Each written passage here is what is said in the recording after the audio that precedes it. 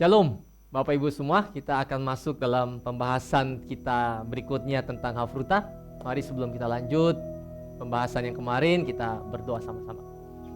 Bapak, terima kasih untuk hari ini. Kami bersyukur kami mau melanjutkan pembicaraan kami tentang Hafruta, Tuhan, tentang kelompok persahabatan sejati atau kelompok sel. Tuhan, beri hikmat, beri pengertian, beri roh yang takut akan Tuhan, supaya setiap apa yang ditaburkan, apa yang kami dengar, apa yang kami pelajari, bukan hanya sebagai pemanis di telinga kami atau pengetahuan belaka, tapi kami boleh mempraktikkan itu dalam setiap kehidupan kami, dalam pemuritan yang ada di Pelita Community ini. Bapak, terima kasih. Kami mengucap syukur dan kami siap untuk mendengarkan sharing pada hari ini. Dalam nama Tuhan Yesus kami berdoa, amin. Baik, minggu sebelumnya kita sudah dijelaskan oleh Pastor Peter tentang Hafruta, apa itu Hafruta dan mengapa Hafruta dipakai, begitu kira-kira. Nah, sekarang saya akan masuk dalam pembahasan berikut, yaitu tahapan pertumbuhan Hafruta. Ya, sekali lagi, tahapan pertumbuhan Hafruta. Ada 7 tahapan dari sebuah pertumbuhan dalam komunitas Hafruta. Jadi dalam komunitas kita bukan hanya bertemu, bergaul, ya, bukan hanya sebatas fellowship dan lain sebagainya, tapi ada 7 ciri atau 7 tahapan dalam sebuah komunitas, dalam sebuah persahabatan untuk kita mengalami pertumbuhan. Baik, untuk mempersingkat waktu, yang pertama, di dalam Hafruta kita harus mengalami Kristus. Sekali lagi saya ulang, dalam Hafruta harus mengalami Kristus. Mengalami Kristus yang seperti apa? Hal yang paling penting dalam Hafruta yaitu bagaimana orang-orang mengalami perjumpaan dengan Kristus, perjumpaan pribadi dengan Kristus, perjumpaan secara individu dengan Kristus, mengalami Kristus di dalam komunitasnya. Mengalami Kristus ini bisa dikatakan bahwa ada hal atau momen di mana Bapak, Ibu, Saudara semua bertemu, berjumpa, punya pengalaman dengan Tuhan yang membuat kita itu tidak akan bisa lupa momen tersebut. Ya, saya kasih contoh. Misal, murid dari Yohanes Pembaptis. Kalau Bapak Ibu buka di Yohanes 1 ayat 41, coba kita buka dulu di Yohanes 1 ayat 41. Yohanes yang pertama ayat 41. Saya bacakan buat Bapak Ibu semua. Andreas mula-mula bertemu dengan Simon, saudaranya, dan ia berkata kepadanya, "Kami telah menemukan Mesias," yang artinya Kristus. Nah, di sini dikatakan Andreas berjumpa dengan Kristus. Kalau Bapak Ibu lihat di ayat-ayat sebelumnya dikatakan Andreas dan Yohanes. Yohanes di sini bukan Yohanes Pembaptis, tapi Andreas dan Yohanes murid dari Yohanes Pembaptis. Jadi Yohanes Pembaptis punya 2 murid, yaitu Andreas dan Yohanes. Mereka berjumpa dengan Kristus yang disebut Mesias. Ada lagi satu mungkin, ya, supaya lebih jelas kita lihat coba di Kisah Para Rasul 9. Kisah Para Rasul 9 ayat yang ketiga sampai yang keempat. Ini tentang Paulus. Saya bacakan. Dalam perjalanannya ke Damsyik, ketika ia sudah dekat kota itu, tiba-tiba cahaya memancar dari langit mengelilingi dia.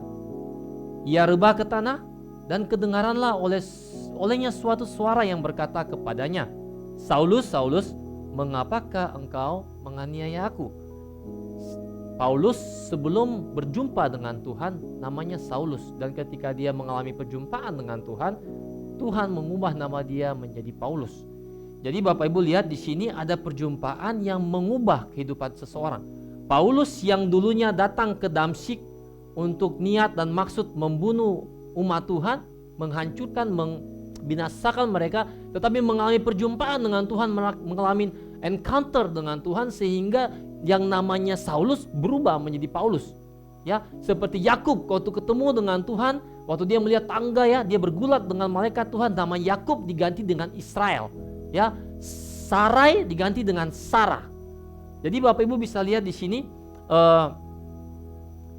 bagaimana perjumpaan dengan Kristus merubah cara pandang seseorang, cara mereka mengalami pertumbuhan dengan Kristus, sehingga orang-orang yang mengalami Kristus, mereka akan lebih kuat bertahan ketika dalam persoalan daripada orang-orang yang tidak pernah mengalami Kristus.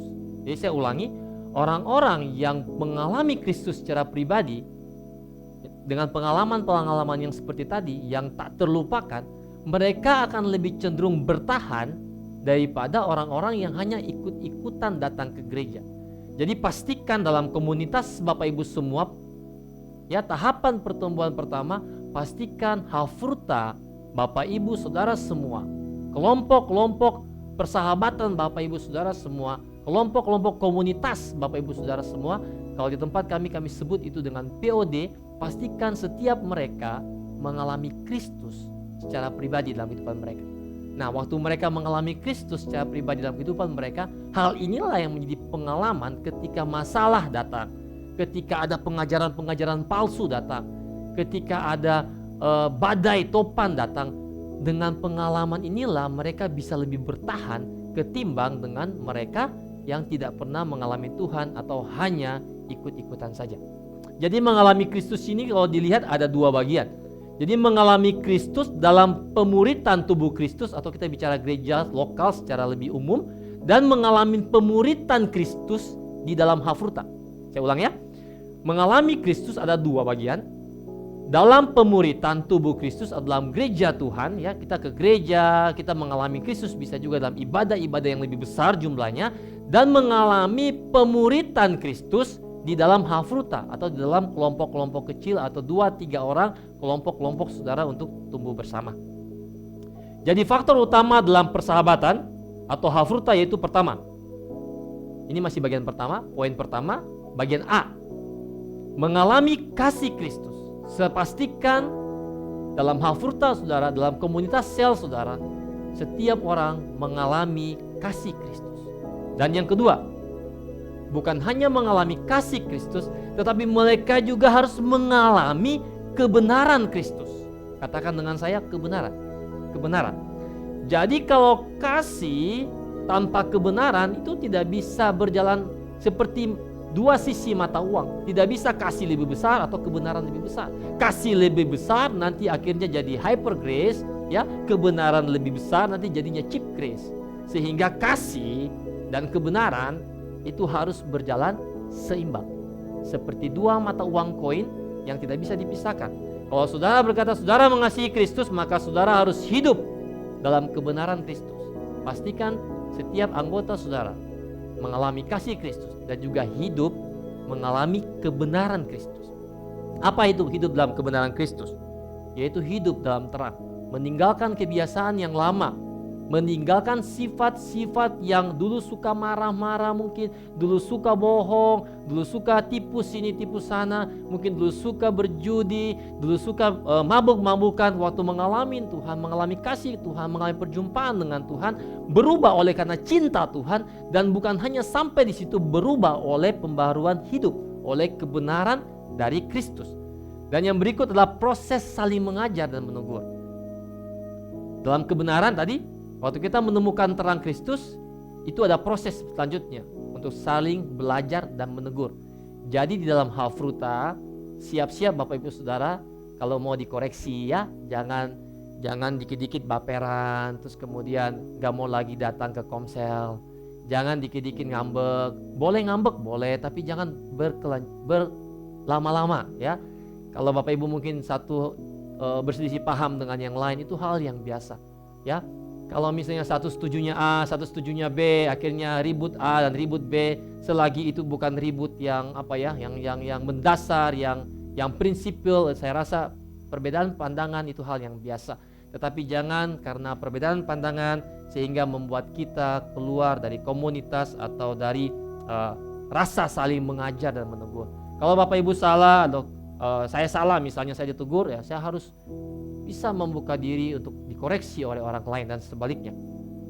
Kemudian berikutnya, tadi satu bagian A, tadi ya kasih, satu bagian B kebenaran, dan yang poin pertama yang bagian C ketika kita mengalami Kristus, yaitu mengalami kuasa Kristus dalam penjangkauan bersama.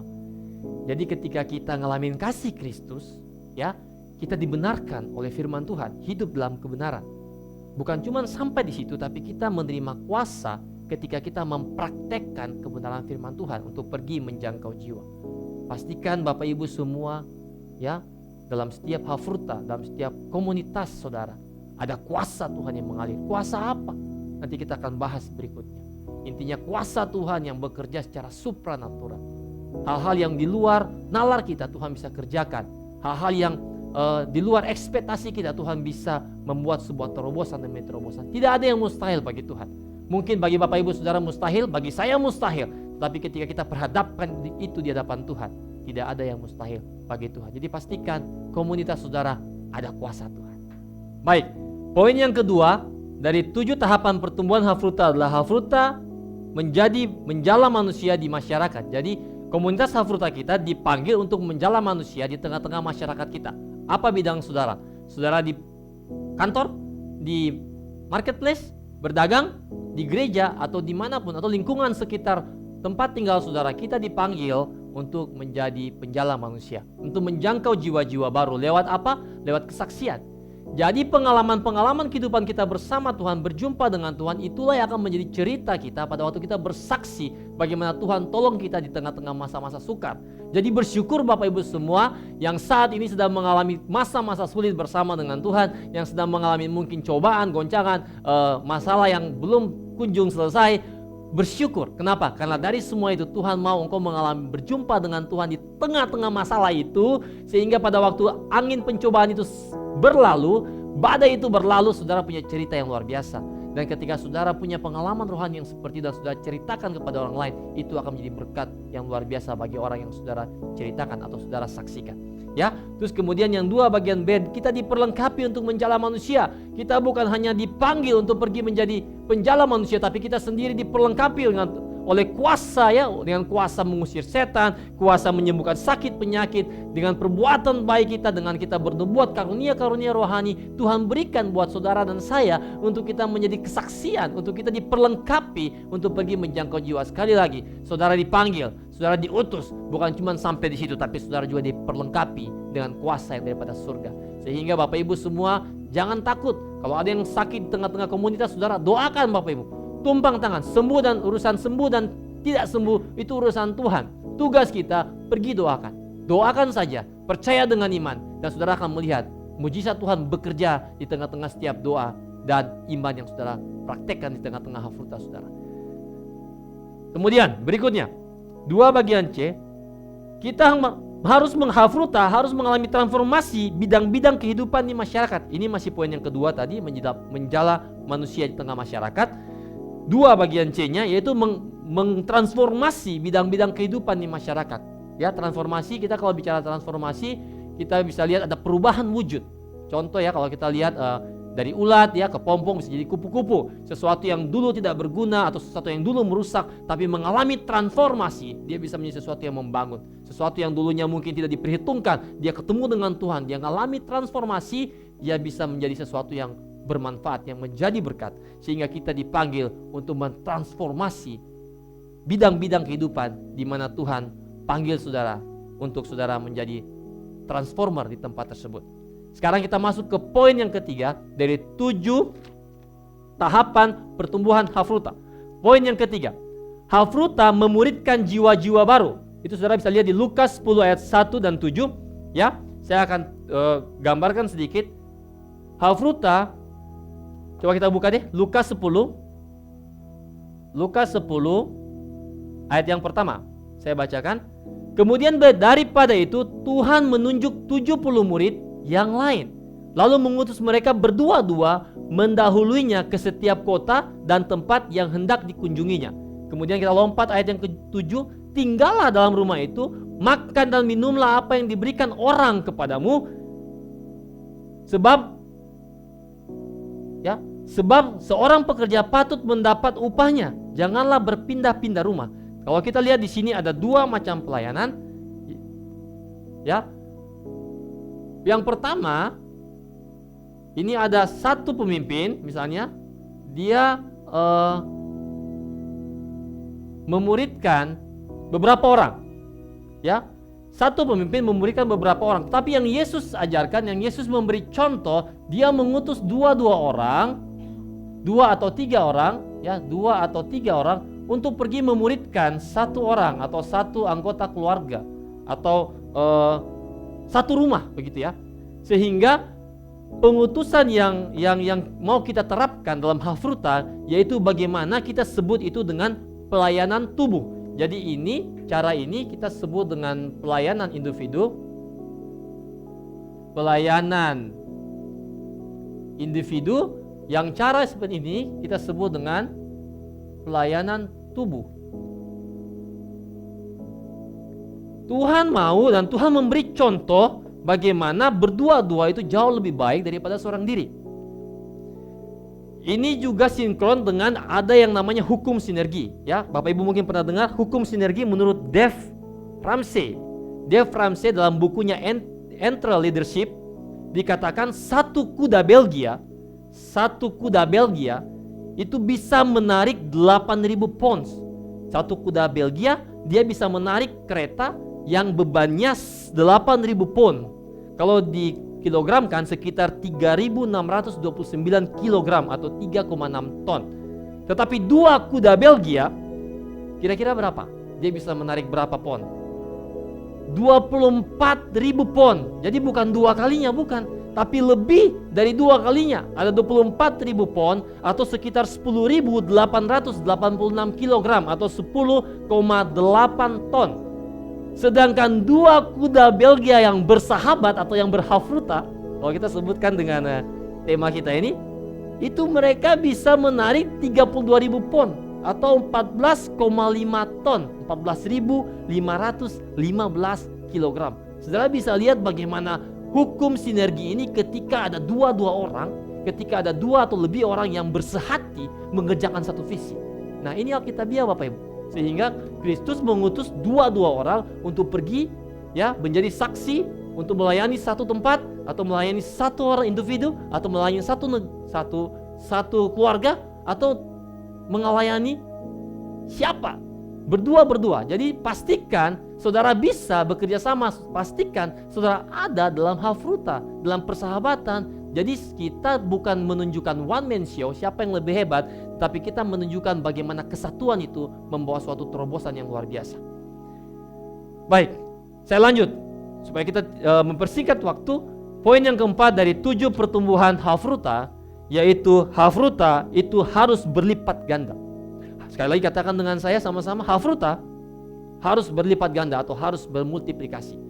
Tuhan panggil kita sebalik untuk bisa bermultiplikasi, untuk pergi menjangkau jiwa. Ini senada dengan kunci utama dari pelipat gandaan Hafruta, yang itu adalah tujuan dari pemuritan itu sendiri. Jadi kunci utama dari pelipat gandaan Hafruta yaitu tujuan dari Hafruta itu sendiri. Apa tujuan dari Hafruta? Apa tujuan dari kita pelayanan? Jangkau jiwa, betul? Apa tujuan dari kita bersaksi? Jangkau jiwa-jiwa baru, multiplikasi, pelipat gandaan. Jadi saya mau katakan, pertumbuhan sebuah komunitas ditentukan dari seberapa saudara bisa bermultiplikasi. Saudara bisa melipat gandakan, ya, lipat ganda bisa berbicara lipat ganda secara jumlah, bisa berbicara secara kualitas, dan juga bisa berbicara secara organisme. Ya, kita nggak bahas itu di sini, tapi saya mau pastikan bahwa setiap orang yang mengalami Tuhan, yang mengalami pertumbuhan, pasti dia akan bermultiplikasi. Jadi pastikan Bapak Ibu bisa berbuah. Kenapa? Karena dari buahnya lah ketahuan pohonnya. Jadi kalau saudara menghasilkan buah yang buruk, ya pasti pohonnya itu juga bisa dikatakan buruk. Tapi kalau Bapak Ibu bisa bermultiplikasi hal yang baik, hal-hal yang sesuai dengan Alkitab, maka kita bisa tahu bahwa sumber kita juga adalah sumber yang baik. Jadi kesimpulan dari poin yang keempat ini, yaitu Hafruta berlipat ganda atau bermultiplikasi, itu adalah sebenarnya kesimpulan, ya, daripada perintah Kristus.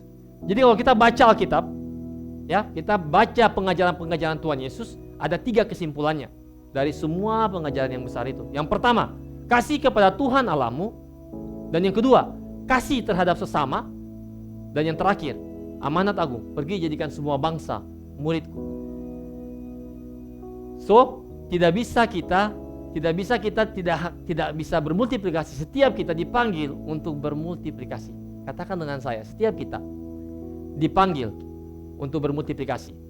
Jadi saudara ada untuk bermultiplikasi. Jadi saudara ada dimanapun saudara ada, jangan berdiam diri, bergerak, bermultiplikasi, cari jiwa-jiwa baru. Saudara harus bisa meregenerasi, mencari membuat sebuah tongkat estafet, sebuah kegerakan yang bukan hanya berhenti sampai di sini, tapi itu akan diteruskan sampai generasi ke generasi sampai Tuhan Yesus datang menjemput kita di awan-awan yang permai. Baik, kita masuk ke poin yang kelima dari 7 tahapan pertumbuhan hafruta. Poin yang kelima, hafruta itu membapai. Hafruta membapai atau mengibui hafruta baru, ya. Atau dengan kata lain, hafruta itu kita harus bisa menjadi orang tua rohani bagi anggota-anggota yang baru. Coba kita buka dulu di 1 Tesalonika 2. 1 Tesalonika 2 ayat yang ke-7 sampai yang ke-8. Saya bacakan. Tetapi kami berlaku ramah di antara kamu, sama seperti seorang ibu mengasuh dan merawat anaknya. Demikianlah kami dalam kasih sayang yang besar akan kamu, bukan saja rela membagi Injil Allah dengan kamu, tapi juga hidup kami sendiri dengan kamu karena kamu telah kami kasihi. Jadi kita, hafruta-hafruta yang sudah ada, harus siap menjadi bapa atau menjadi ibu, atau dengan kata lain menjadi orang tua rohani buat hafruta yang baru. Saya ada catat, ini ada beberapa poin peranan orang tua rohani. Apa peranan orang tua rohani? Yang pertama, yang bagian A, lebih tepat supaya Bapak Ibu jangan bingung dengan poin yang kelima tadi. Yang A, Bapa memberikan pengayoman rohani. Jadi sebagai orang tua rohani, sebagai hafruta yang dewasa, saudara berperan untuk memberikan pengayoman rohani kepada anak-anak saudara. Memberikan pengayoman rohani itu ada di Ibrani 13 ayat yang ke-17. Terus yang ke bagian B, orang tua rohani atau bapa rohani mengimpartasikan KIPO. Apa itu KIPO? K yang pertama, kasih Bapa yang tidak bersyarat, rasa aman, menunjukkan kasih Bapa, menunjukkan anugerah Tuhan, memberikan kasih yang tidak bersyarat. Nah, ini kita sama-sama belajar. Jadi hafruta, orang tua rohani kita, dia bertugas untuk menunjukkan kasih Bapa yang tidak bersyarat. Terus kemudian I, identitas sejati. Orang tua rohani memberikan identitas sejati kepada hafruta yang baru, yaitu mereka diberikan identitas sebagai anak-anak Allah, anak-anak kerajaan. Sehingga hafruta yang baru ini mereka bisa berdiri teguh, percaya diri. Mereka bukan anak-anak gampangan, tetapi mereka diberikan identitas oleh orang tua rohani mereka bahwa mereka adalah anak-anak Allah, ahli waris dari kerajaan Allah yang sesuai dengan apa yang firman Tuhan tuliskan. P, KIPO, bagian yang ke P-nya, peneguhan potensi, itu ada di Efesus 4 ayat yang ke-29. Orang tua rohani mengkonfirmasi karunia-karunia, potensi-potensi yang ada dari setiap anak-anaknya.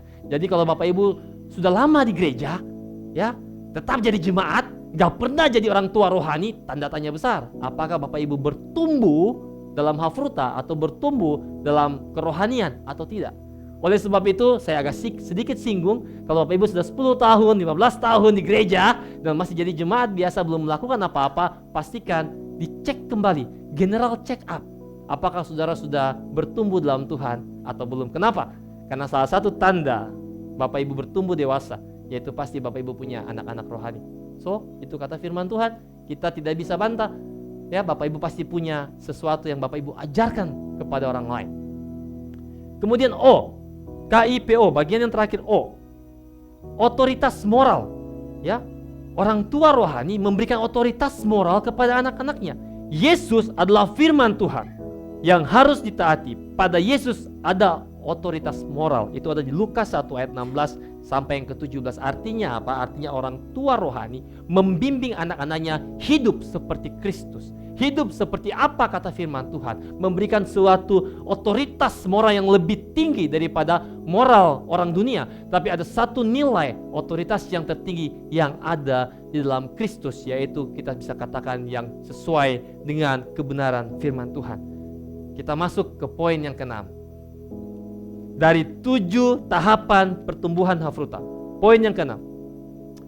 Hafruta memimpin komunitas keluarga atau komunitas sel tadi, ya, kepemimpinan yang memberdayakan.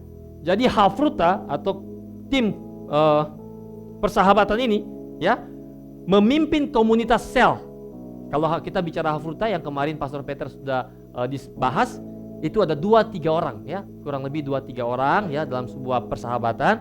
Dan mereka memimpin komunitas keluarga. Komunitas keluarga ini kita sebut dengan komunitas sel, atau di tempat kita sebut dengan POD.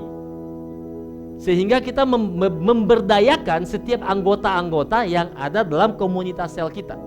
Dengan cara seperti apa? Yang pertama, 6A, memberdayakan setiap orang untuk aktif membangun komsel atau POD. Jadi tanda pertumbuhan dari sebuah Hafruta, dari komunitas, yaitu kita memberdayakan setiap orang untuk aktif membangun komsel. Jadi kita bukan hanya memuridkan mereka, tapi kita memberikan suatu pelatihan, tanggung jawab, sehingga mereka bisa aktif membangun komsel-komsel yang baru. Jadi mereka bukan hanya nyaman dalam kehidupan keluarga rumah tangga mereka, tapi mereka suatu saat nanti akan pergi keluar membangun lagi komunitas yang baru atau komsel yang baru. B, memberdayakan untuk mempraktekkan pemuridan yang sesuai dengan Alkitab. Ya, mempraktekkan, kita mengajarin anak-anak dalam komunitas kita untuk hidup sesuai dengan firman Tuhan. Seperti tadi yang poin yang kelima bagian O-nya, yaitu otoritas moral. Ya, tadi kalau kita ingat KIPO, bagian O dikatakan otoritas moral. Bagaimana anak-anak dalam komunitas kita, dalam Hafruta kita, dalam komsel kita ajarkan untuk hidup dengan standar kekristenan yang tinggi sesuai yang apa yang dituliskan dalam firman Tuhan. Kemudian 6 bagian C, memberdayakan setiap Hafruta untuk belajar memimpin. Memimpin apa? Memimpin, minimal memimpin dirinya sendiri, memimpin keluarganya. Kalau dia sudah menikah, memimpin komsel, ya, melatih mereka untuk bisa memimpin ibadah. Wah, Pak, Kak, saya kan bukan punya karunia di melatih di ibadah, jadi full time atau jadi pendeta. Ini bukan bicara status Bapak Ibu, tapi ini berbicara Tuhan mau saudara bisa memimpin, menjadi imam untuk minimal keluarga saudara. Kalau kita bicara keluarga di sini, yaitu komsel saudara. Saya tidak bilang Bapak Ibu untuk pimpin gereja yang besar, yang lagi kebaktian besar, tapi minimal pastikan setiap kita terlibat untuk memimpin setiap kelompok-kelompok sel kita, kelompok-kelompok keluarga kecil kita, supaya kita sama-sama bisa beribadah kepada Tuhan. Jadi diberdayakan untuk bisa memimpin, meregenerasi, melanjutkan tongkat estafet yang berikutnya. Terus kemudian 6 bagian D, memberdayakan setiap Hafruta untuk merintis jemaat lewat komsel. Nah, ini mungkin ya agak saudara dengar, aduh, merintis jemaat, buka gereja. Bukan cuma berbicara buka gereja Bapak Ibu, tapi kita berbicara bermultiplikasi. Kita berbicara bagaimana setiap Hafruta bisa merintis jemaat yang baru. Entah nanti jadinya gereja atau bentuknya komsel, itu urusan organisasi. Tapi bagaimana setiap orang-orang dalam Hafruta kita, dalam komunitas sel kita bisa bermultiplikasi, bisa bertumbuh, bisa melakukan apa yang sebelumnya orang tuanya lakukan. Sebelum kita masuk ke poin yang terakhir, saya akan jelaskan sedikit. Ada 4 tahap dari kalau kita berbicara orang tua kepada anak, ya. Kalau kita berbicara pemuritan atau mentoring, ada 4 tahap. Mungkin kita kenal dengan istilah yang sering kita dengar dari John Maxwell. Ada 4 tahap mentoring, yaitu pertama, I do, you watch. Saya lakukan, saudara lihat, ya. Bagian yang kedua, I do, you help. Saya lakukan, murid saya menolong saya. Masuk ke kuadran yang ketiga, bagian yang ketiga, you do, murid saya lakukan, I help, saya help, ya, saya menolong dia.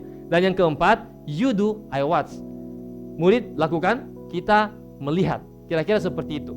Itu 4 tahap mentoring yang pada umumnya kita dengar atau kita pelajari dari John Maxwell. Tetapi ada lembaga dari Patrick O'Connell, ya, dari Aspen Group. Patrick O'Connell dari Aspen Group. Mereka ini adalah lembaga yang sering melatih kelompok-kelompok kecil dalam gereja. Dia memodifikasi kurang lebih seperti itu. Ada 5 tahapannya, kurang lebih seperti tadi, tetapi ada tambahan sedikit. Yang pertama, I do, you watch. Sekali lagi, I do, you watch ditambah dengan we talk. Jadi apa yang saya lakukan, kamu lihat, kita ngomongkan, kita diskusikan. Yang kedua, I do, you help, we talk. Ya, saya lakukan, kamu tolong, setelah itu kita diskusikan. Kita bahas apa yang kurang, apa yang perlu ditambahkan, dan sebagainya. Yang ketiga, you do, I help, we talk.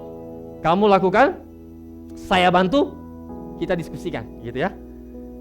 Yang keempat, you do, I watch, we talk. Kamu lakukan, saya melihat, kita bicara, kita evaluasi, kira-kira begitu. Nah, ada yang ditambahkan dengan poin yang kelima, yaitu you do, someone else watch. Jadi saudara lakukan dan orang lain yang menilai sekarang. Bukan lagi orang tua saudara, bukan lagi mentor saudara, tapi orang lain yang di luar komunitas, masyarakat yang menilai saudara. Nah, inilah tahap-tahapan yang perlu dilakukan atau dikembangkan dalam sebuah mentoring, ya, sehingga apa yang dihasilkan oleh orang tua menghasilkan anak yang minimal dia bisa ada di posisi orang tuanya atau bahkan lebih jauh daripada apa yang orang tua rohaninya bisa kerjakan. Dan ini sesuai dengan Alkitabiah, saudara. Yesus katakan apa? Kita akan melakukan hal-hal yang jauh lebih besar dari apa yang Tuhan Yesus lakukan. Saudara bisa lihat, ya, Yesus mungkin dulu berkhotbah terbatas dengan ruang dan waktu, ya, pada waktu dia masih menjadi manusia. Tetapi sekarang kita lihat dengan adanya media, saya berkhotbah di sini atau saya menyampaikan pesan di sini bisa mungkin jutaan orang di dunia melihat tanpa terbatas dari negara mana. Ketika mereka terkoneksi dengan internet dan mereka masuk ke link YouTube kita, mereka bisa melihat khotbah-khotbah saudara. Bukankah ini sesuatu terobosan yang dulu Yesus tidak pernah lakukan? Dan banyak lagi hal yang ajaib yang bisa kita lakukan, yang muridnya lakukan ketika gurunya sudah berhasil mementor muridnya sama seperti gurunya, bahkan lebih daripada yang gurunya dapat lakukan. Inilah harapan setiap pemimpin di tempat ini. Bagaimana kita bisa menghasilkan hafruta yang baru, orang-orang yang bisa melakukan lebih jauh dari apa yang bisa pemimpin-pemimpin sebelumnya lakukan. Inilah yang disebut dengan pertumbuhan rohani. Inilah yang disebut dengan keberhasilan dari sebuah mentoring. Percuma saudara hebat sendiri, saudara hebat, jemaat saudara nggak hebat, saudara hebat, komsel saudara atau POD saudara nggak hebat. Menurut saya itu sesuatu yang kurang baik. Tapi kalau saudara hebat, maka orang-orang yang di bawah saudara juga saudara harus bisa angkat, minimal sama seperti saudara, bahkan jauh lebih hebat daripada apa yang saudara pernah lakukan. Terus yang bagian terakhir, haleluya. Bagian yang ketujuh, Hafruta menjangkau 4 generasi. Coba kita baca. Hafruta menjangkau 4 generasi. 2 Timotius 2 ayat yang kedua. 2 Timotius 2 ayat yang kedua. Apa yang telah engkau dengar daripadaku di depan banyak saksi, percayakanlah itu kepada orang-orang yang dapat dipercayai, yang juga cakap mengajar orang lain. Mengapa 4 generasi? Mengapa bukan 3 generasi? Mengapa bukan 7 generasi? Ya, ini maksudnya seperti ini. Contoh Paulus, ya, di 2 Timotius 2 ayat yang kedua. Contoh Paulus, kalau kita sebut Paulus itu adalah generasi pertama, dia memuridkan Timotius. Kita sebut aja generasi kedua, ya. Kemudian tadi di 2 Timotius 2 ayat 2 dikatakan Timotius harus bisa mencari orang yang dapat dipercaya, mendidik orang yang dapat dipercaya, dan kemudian orang yang dapat dipercaya ini harus juga bisa menjangkau orang lain. Nah, kurang lebih seperti itu. Jadi 4 generasi ini berbicara tentang bagaimana sebuah kepemimpinan, sebuah kegerakan itu harus bisa turun-temurun sampai kepada orang lain. Jadi pada waktu saudara, mungkin saat ini saudara di generasi kedua, ya. Misalnya kalau misalnya contoh ya, kayak misalnya kita, misalnya kita generasi pertama, misalnya penatua di Jambi, ya. Misalnya kita sebut saja misalnya Ko Ayong atau Pak Aceh gitu ya. Mereka generasi pertama. Dia diturunkan kepada generasi Timotius siapa? Di Pelita Community yang generasi kedua. Kemudian nanti kan generasi pertama ini kan ada waktunya mereka selesai, betul ya? Ya. Nah, generasi kedua mau tidak mau akan menjadi generasi pertama untuk generasi berikutnya. Sehingga 4 generasi ini maksudnya suatu kegerakan yang tidak akan pernah berhenti sampai kepada orang lain, sampai kepada jiwa-jiwa orang baru yang perlu kita jangkau dan perlu kita selamatkan dan perlu kita berdayakan, sehingga mereka pada waktu mereka ada dalam komunitas Hafruta, komunitas komsel kita, atau komunitas keluarga kecil kita dalam keluarga rohani, mereka bukan hanya menjadi orang Kristen biasa, tapi mereka boleh menjadi semakin hari semakin serupa dan segambar dengan Kristus. Bahkan bukan hanya sampai situ, mereka bahkan bisa melakukan hal-hal yang jauh lebih besar dari apa yang pernah orang tua rohani atau Yesus kerjakan. Bukankah ini semua yang menjadi tujuan Tuhan dalam kehidupan kita, sehingga kita menjadi serupa, sempurna seperti Kristus? Sehingga pastikan Bapak Ibu semua, engkau tertanam dalam gereja lokal. Bukan cuma di gereja lokal yang secara keluarga besar, tapi engkau bisa juga masuk dalam komunitas yang lebih kecil, yaitu kelompok sel. Dan bukan cuma sampai situ Bapak Ibu, engkau juga harus bisa memiliki Hafruta atau persahabatan atau sharing partner di tengah-tengah komunitas saudara, sehingga saudara bisa bertumbuh 30, 60, bahkan 100 kali ganda, sehingga lewat kehidupan saudara nama Tuhan bisa dipermuliakan. Dan kegerakan ini akan terus berlanjut sampai kapan? Sampai nama Tuhan ditinggikan di bumi seperti surga, sampai Tuhan Yesus datang yang kedua kalinya, sampai Maranatha, Tuhan Yesus memanggil kita, mengangkat kita di awan-awan yang permai. Kira-kira sekian 7 tahapan yang bisa saya sampaikan buat Bapak Ibu semua. Mohon maaf kalau misalnya terlalu cepat, kalau misalnya Bapak Ibu kurang jelas atau perlu penjelasan lebih detail. Kita bisa saling kontak ya, kita bisa saling mungkin WhatsApp, kita mungkin bisa berdiskusi setelah ini, dan biar apa yang sudah saya sampaikan bisa jadi berkat buat Bapak Ibu semua yang menyaksikan dan mendengar pengajaran hari ini. Tuhan Yesus memberkati.